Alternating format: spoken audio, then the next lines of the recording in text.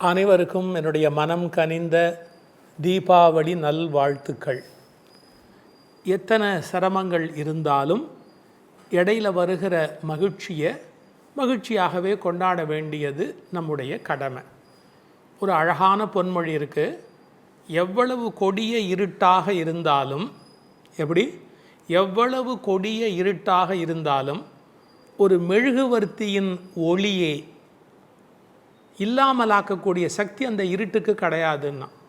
அம்மா எவ்வளோ இருட்லேயும் ஒரே ஒரு தீபம் ஏற்றுங்க, ஒரு விளக்கு ஏற்றுங்க, அது அந்த இருட்டால் அந்த வெளிச்சத்தை இல்லாமல் முடியுமா? முடியாது. எவ்வளவு பெரிய இருட்டுக்கும் ஒரு சின்ன ஒளியை இல்லாமலாக்குகிற ஆற்றல் கிடையாது அப்படின்னு ரொம்ப அருமையான ஒரு பொன்மொழி. அது மாதிரி எத்தனை விதமான சிரமங்கள் இருந்தாலும் நாம் தீபாவளியை கொண்டாடுகிறோம். மகிழ்ச்சி, தீபாவளி நல்வாழ்த்துக்கள். தீபாவளிங்கிற சொல் விளக்கம் உங்களுக்கு தெரியும். தீப ஆவளி, ஆவளினா வரிசைன்னு அர்த்தம். இப்போ ஸ்வரங்களில் வரிசைஞ்சா ஸ்வராவளிம்பாங்க. அது மாதிரி இது வரிசை, விளக்கு. தீபாவளிக்கு அழகான தமிழ் சொல் இருக்குங்க, விளக்கீடு அப்படின்னு பேர். திருஞான சம்பந்தர் தம்முடைய தேவாரத்தில் பாடுறார் பாருங்க. விளக்கீடு காணாது போதியோ பூம்பாவாய். ஈடுனா வரிசைன்னு அர்த்தம். விளக்கை வரிசையாக வைப்பது விளக்கீடு.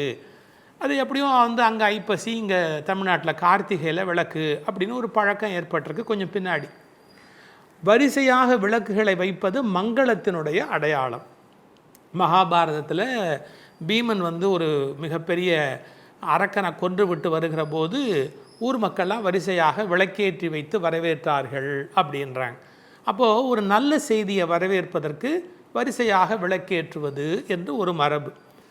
இன்னொரு அருமையான கதை இருக்குது நமக்கு தீபாவளிக்கு. அது ஒரு அடிப்படை கதையாக நமக்கு இருக்குது. கண்ணபெருமான் சத்யபாமா அவருடைய துணையோட நரகாசுரனை அழித்து, அந்த நரகாசுரனை அழிக்கிற காலத்தில் நரகம் தீமை அழிந்தது, அந்த நன்மை விளைந்தது, அதனால் மங்களகரமாக விளக்கேற்றுகிற பழக்கம் ஏற்பட்டது அப்படின்னு இன்னொரு புராண கதை இருக்குது. ஏன் இந்த தீபாவளி இவ்வளவு பெரிய பண்டிகை ஆச்சுன்னு கேட்டால், நூற்றுக்கணக்கான வெவ்வேறு நம்பிக்கைகளுடைய மக்களுடைய பலவிதமான பண்டிகைகள் ஒரே நாளில் இணையுது. இப்போ சமணர்கள் வருடப்பிறப்பு அப்படின்னு இந்த தீபாவளியை கொண்டாடுவார்கள். அது எப்படி வந்தது? அதுக்கு ஒரு அழகான ஒரு உண்மை வரலாறு இருக்குது. மகாவீரர் மகா நிர்வாணா அதில் கலக்கிற காலத்தில் ஒரு மலை உச்சியில் அவர் இருக்கிறார். அன்றைய இரவு பொழுது முழுவதும் மக்கள்லாம் சுற்றி உட்காந்துருக்காங்க. அந்த மலை முழுக்க விளக்கேற்றி வச்சாங்க இரவு நேரத்தில். ஏன்னா அவர் மகா நிர்வாணா, அந்த பேர் இதில் தன்னை அப்படியே கரைக்கிறார். அந்த நேரத்தில் ஒளி வெள்ளம் இருக்கணும் அப்படின்னு அங்கே இரவு தங்கியிருந்த மக்கள் வரிசையாக மலை முழுக்க ஒளி ஏற்றி வச்சாங்க.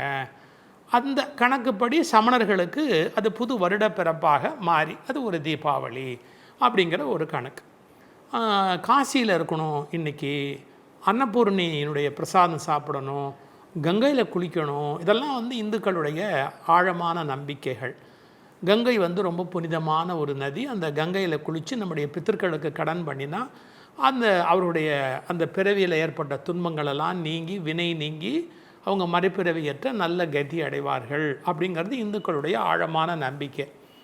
அதனால தான் விடியற் காலையில் வீட்டில் வர்ற எந்த தண்ணியாக இருந்தாலுமே அது கங்கை. இதெல்லாம் ஒரு பாவனை தானே, மனசில் இருக்கிற பாவனையில் இறைவன் சந்தோஷம் அடைகிறார்.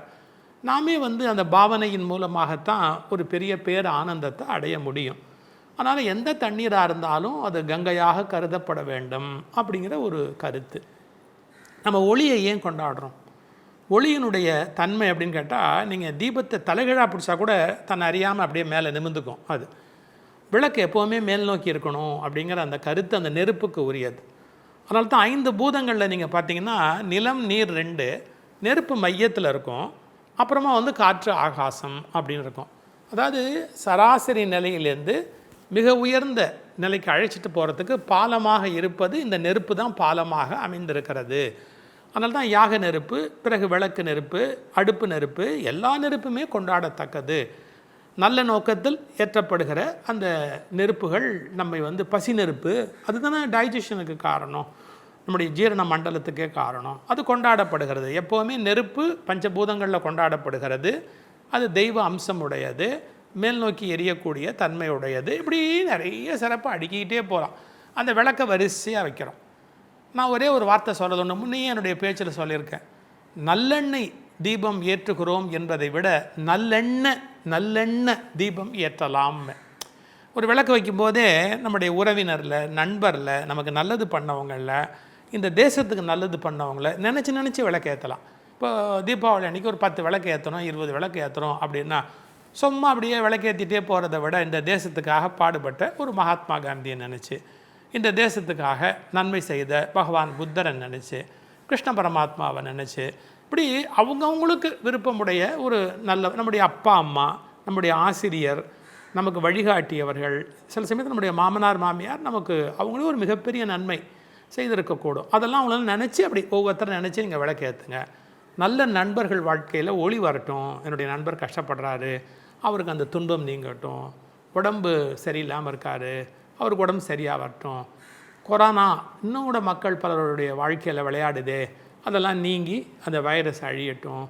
அதுக்குரிய சரியான மருந்து விஞ்ஞானிகளுடைய மைண்டில் தோன்றட்டும். இப்படி நல்லெண்ணெய் விளக்கை தாண்டி நல்லெண்ணெய் விளக்குகளை நீங்கள் வீடு முழுக்க ஏற்றுங்கள் அப்படிங்கிறது என்னுடைய ரொம்ப பணிவான விண்ணப்பம். எல்லாத்தை விட முக்கியமான ஒரு செய்தி, அதுதான் இந்த தீபாவளி மெசேஜாக நான் முன்னே சொல்லியிருக்கேன். ஆனாலும் அதை நான் நினைவூட்ட வேண்டிய கடமையில் இருக்கேன், அதனால சொல்கிறேன். இன்றைக்கி எல்லோரும் கங்கைக்கு போவாங்க, அங்கே முடிஞ்சவங்க. ஐப்பசி சதுர்த்தசி, நரக சதுர்த்தசி அப்படின்னு அதுக்கு பேர்.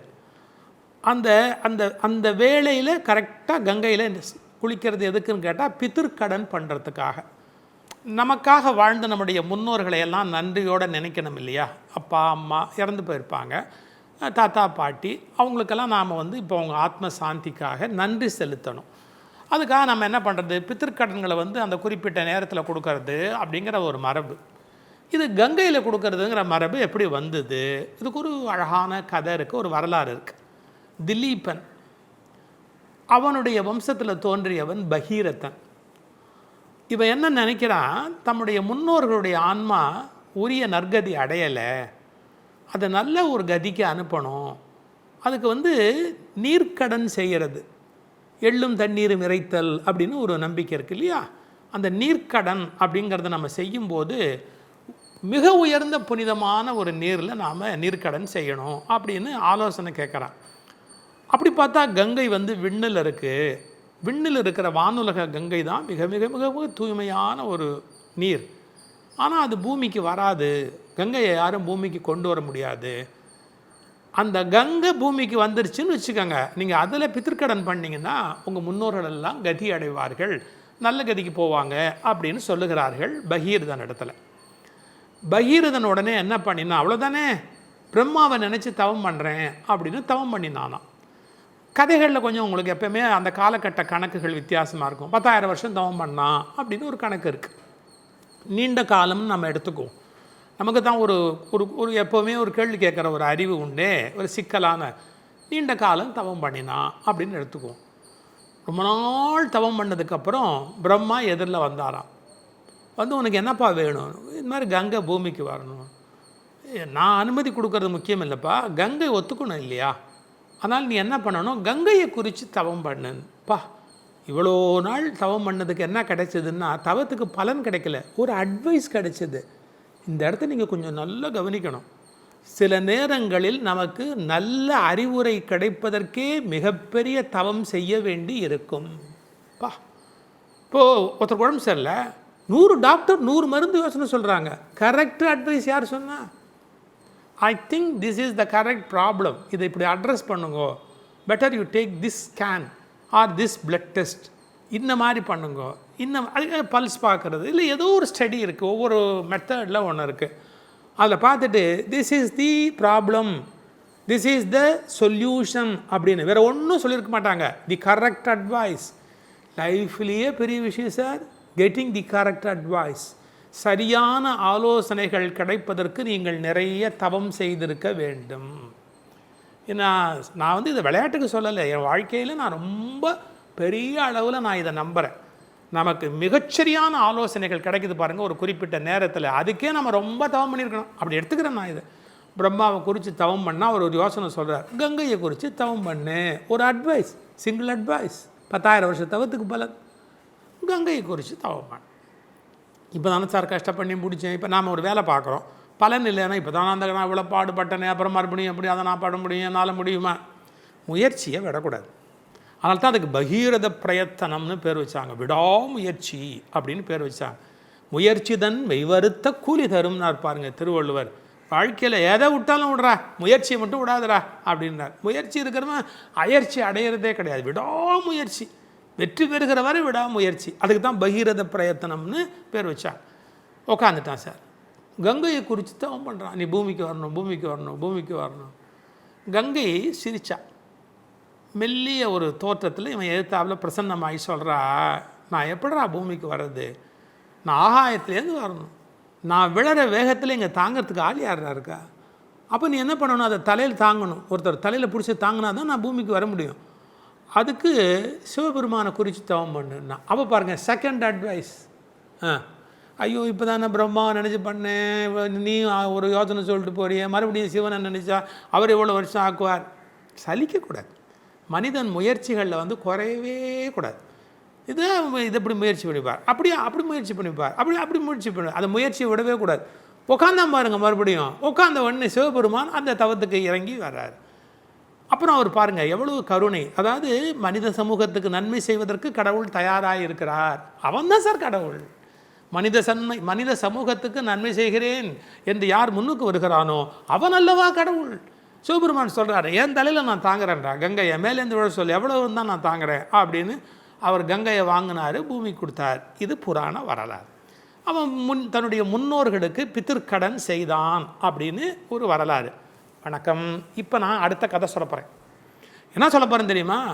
முன்னோர் கடன் முடிப்பதில் பகீரதன் முயற்சி தேவைப்பட்ட மாதிரி நம்முடைய பின்னோர்களுக்கான கடமையை செய்வதற்கு நமக்கு ஒரு பகீரத முயற்சி வேணுமா வேண்டாமா? This is my message. Sir, முன்னோருக்கு கடன் பண்ணோம், நம்முடைய பின்னோருக்கு, நம்ம அடுத்த தலைமுறைக்கு, வரப்போகிற தலைமுறைக்கு என்ன வேணும்? கங்கை பூமிக்கு வர்றதுக்கு பகீரதன் முயற்சி பண்ணா. இப்போ நான் சொல்கிறேன், கங்கை காவேரிக்கு வருவதற்கு யார் முயற்சி செய்ய போகிறார்கள்? காவேரிக்குன்னா என்ன அர்த்தம்? இந்தியாவில் கங்கை காவேரி இணைப்பு திட்டம், தென்கோடி வரையில் கங்கை வரணும். வந்துருச்சுன்னா தண்ணி பஞ்சம் கிடையாது, நீர் போக்குவரத்து நல்லாயிருக்கும், நிலத்தடி நீர் பிரமாதமாக இருக்கும், மின் உற்பத்தி பிரமாதமாக இருக்கும்.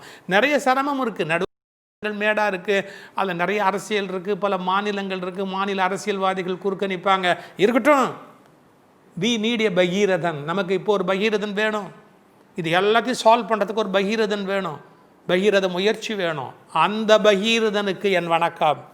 யார் கங்கையை தென் குமரிக்கு அழைத்து கொண்டு வரப்போகிறார்களோ, கங்கையை பூமிக்கு கொண்டு வந்த பகீரதனுக்கு முதல் வணக்கம் என்றால், அந்த கங்கையை காவிரி வரையிலும் தென்கோடி வரையிலும் தமிழ் மண்ணின் கடைசி வரையிலும் கொண்டு வரப்போகிற நவீன பகீரதன், அடுத்த பகீரதன் யார்?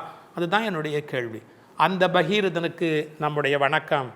அப்போ அதில் நாம் பித்திருக்கடன் பண்ணினோம்னா, கங்கையில் பித்திருக்கடன் செய்வது முன்னோருக்கு செய்த கடன் மாதிரி பின்னோருக்கு செய்ய வேண்டிய கடன் பாக்கி இருக்கிறது. கங்கை இங்கே வர வேண்டும். தீபாவளி வாழ்த்துக்கள்.